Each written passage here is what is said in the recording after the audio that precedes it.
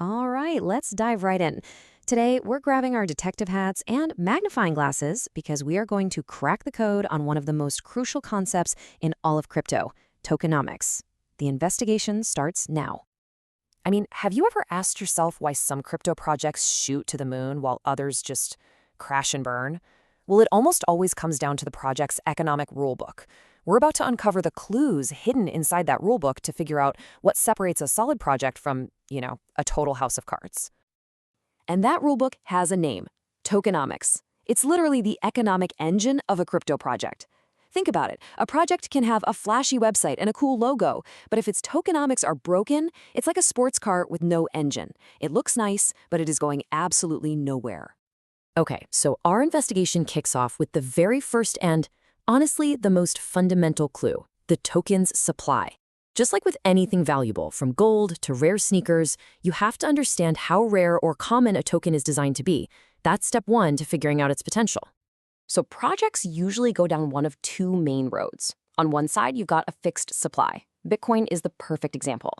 There will only ever be 21 million Bitcoin, period. That hard cap creates genuine digital scarcity. Then, on the other side, you have an elastic supply, like Ethereum, where new tokens can be minted. Now, this offers flexibility. You can use new tokens to pay out rewards, for example, but it has to be managed really, really carefully.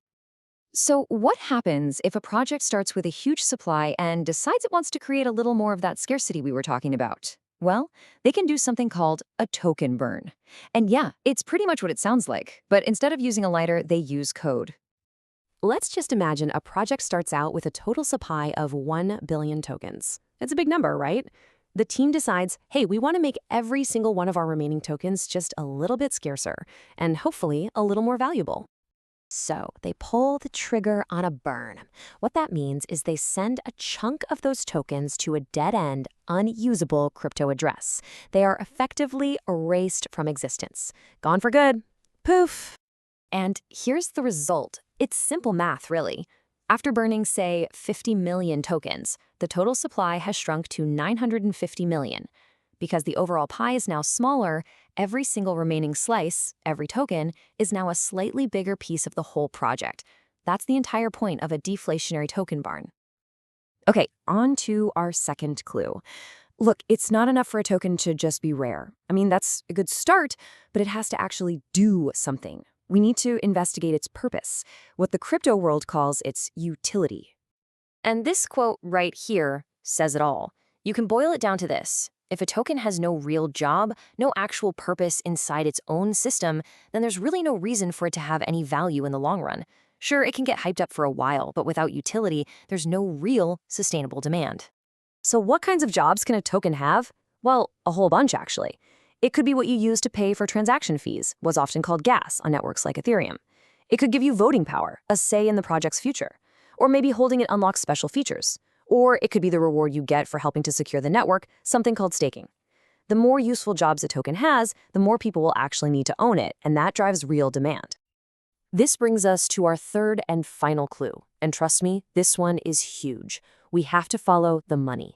We need to investigate how the tokens were distributed in the first place, who got them, and crucially, what are the rules about when they're allowed to sell them. This is absolutely critical for fairness and for the stability of the whole project.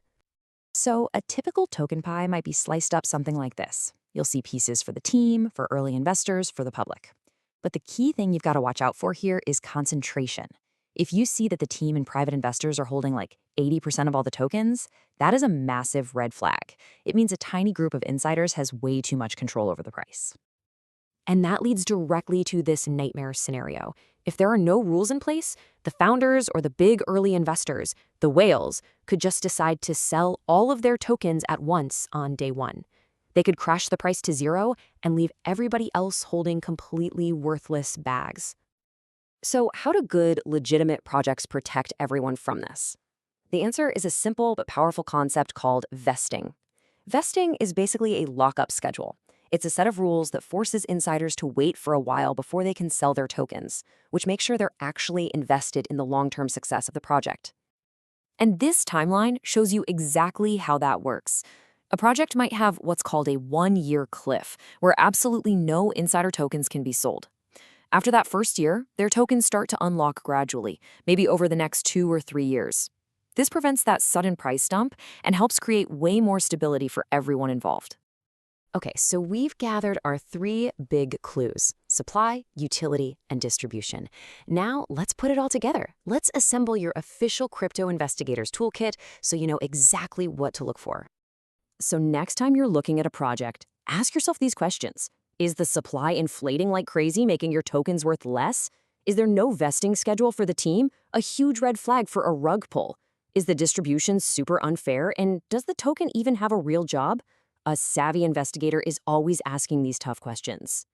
See, when you understand these core ideas, it changes the game.